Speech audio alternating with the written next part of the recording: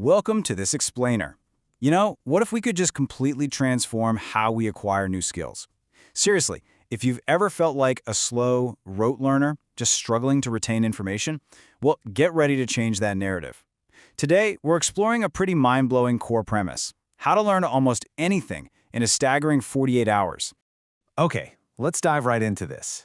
Nolan Bushnell famously predicted that over the next 10 years, education is going to be massively disrupted, and everyone will be able to learn anything they want 5 to 10 times faster than they do now.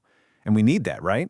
Because today, we're constantly facing this universal problem of information overload. It causes stress, forgetfulness, anxiety, the whole shebang. But here's the secret we're going to uncover in this explainer.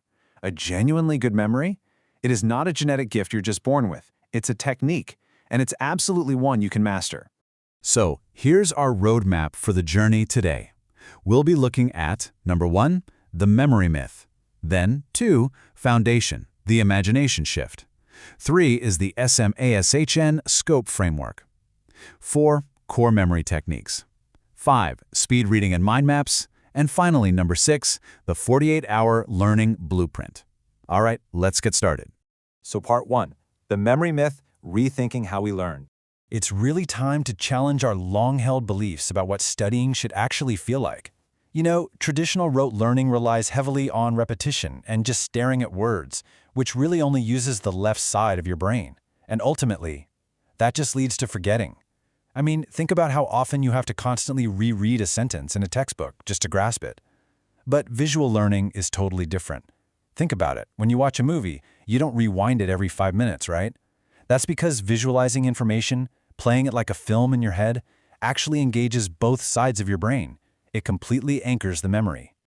Moving on to part 2, foundation, the imagination shift. Now, to fix what we mistakenly think is just a bad memory, we first have to learn how to deliberately manufacture really vivid mental images. And this brilliantly illustrates what's called the yellow elephant model. The core problem with learning things like names, foreign languages, or complex concepts is that they're abstract. That's step 1. Because they're abstract, they slip right out of our brains. So step 2 requires converting that abstract data into a concrete image. Then step 3 is creating a physical association with that image, and step 4 is communicating it. Let's actually put this into practice right now. I want you to vividly imagine meeting someone named Claire. Now, instead of just crossing your fingers and hoping you remember her name, picture her being chased by a bear. Or, maybe this Claire has literal claw-like hands and thick hair sprouting out of her nose. I know, it sounds completely crazy, right? But the word bear triggers the rhyming name Claire. That physical connection in the visualization, like the bear actually interacting with her, is exactly what makes that memory permanent in your brain. That brings us to section 3, the SMASHIN SCOPE framework. So, this is Tony Buzan's legendary SMASHIN SCOPE framework, and it is absolutely crucial for dramatically enhancing your visual perception and lateral thinking. These are basically your foundational tools for memory construction. Let's rapid fire through a couple of the most surprising elements here. Take humor, for instance. If I meet a guy named John, I might immediately picture him sitting on a toilet. It's funny, right? So my brain actually remembers it. Or exaggeration. Don't just picture a normal-sized meal. No, picture a 6-meter-tall kebab waddling down the street just dripping with garlic sauce. The goal is to literally shock your brain into retaining the information. Let's lean into another really absurd example together. In your mind, right now, just picture a cat. Okay, but make it bright red. Now imagine it smells like it just farted. And then it aggressively jumps up and rubs that awful smell all over you. I know, it's completely ridiculous. But your brain latches onto dramatic, funny, and multisensory mental images far better than logical, everyday scenarios. Because honestly, logic simply isn't all that memorable. All right, let's move to section 4 and see how this builds. Core memory techniques. So moving into some practical tools you can use today, how do you actually remember a 5-item to-do list without writing it down? Go ahead, test your own mind for a second. Well, we can solve this using what's called the linking and association technique. Okay, let's say here's your chore list. Taking out the rubbish, picking up dry cleaning, hitting the gym, and watering the plants. Watch how fast we can link these together. Imagine you walk outside and the rubbish bin just flips over and tips its stinking contents all over you. Oh man, so you run to the dry cleaners to wash up and get a change of clothes. Suddenly, you feel super pumped in your clean clothes, so you hit the gym.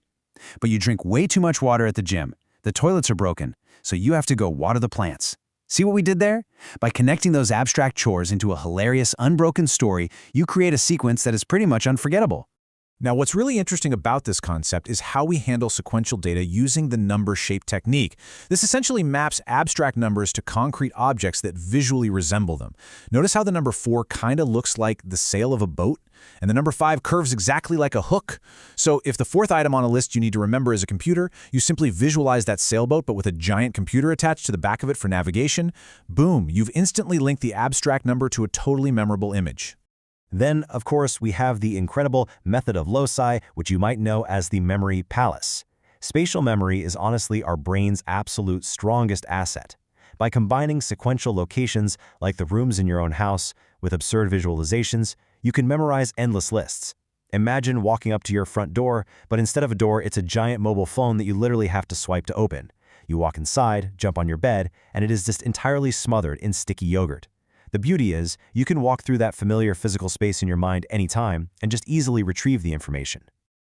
Let's shift gears now for Section 5, Speed Reading and Mind Maps. So, we're shifting gears here from memorizing lists to absorbing and organizing massive volumes of complex text or concepts. Think about the basic skeleton of a mind map for a second. It actually mirrors how our brains biologically work. When you process information, your mind doesn't produce perfectly neat linear bullet points, right? It produces these scattered, interconnected bursts of information spreading outward from a central idea. A mind map simply leverages that natural process. And when it's fully fleshed out, like in this complete SWOT analysis, notice how the branch structure, especially when you add colors and imagery, allows you to comprehend an entire complex business strategy in a single glance. It's a real game changer because it organizes incredibly heavy data into immediate visual order. Now let's tackle speed reading. And I want to assure you, speed reading actually isn't about rushing carelessly. It's about turning words into visual chunks. First rule, always use a visual guide, like running your finger or a pen under the text just to pull your eyes forward. Second, practice what's called image flow. That means reading in meaningful phrases rather than getting stuck word by word. This actually cures bibliophobia, that fear of tackling big books, because it drastically improves your reading comprehension by turning blocks of text into vivid mental scenes. Bring it all together now in Section 6, the 48-hour learning blueprint.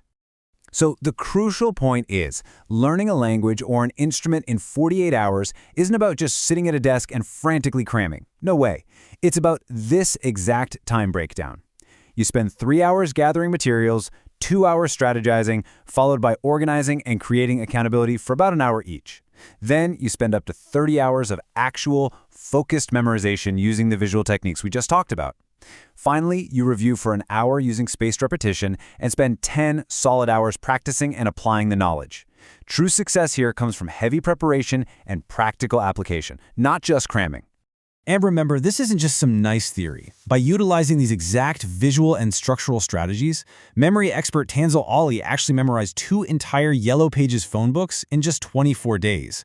I mean, that is wild. But it shows this is a proven, battle-tested system that leverages the incredible, mostly untapped power of human imagination to achieve what seems impossible. Which brings us to a pretty provocative question.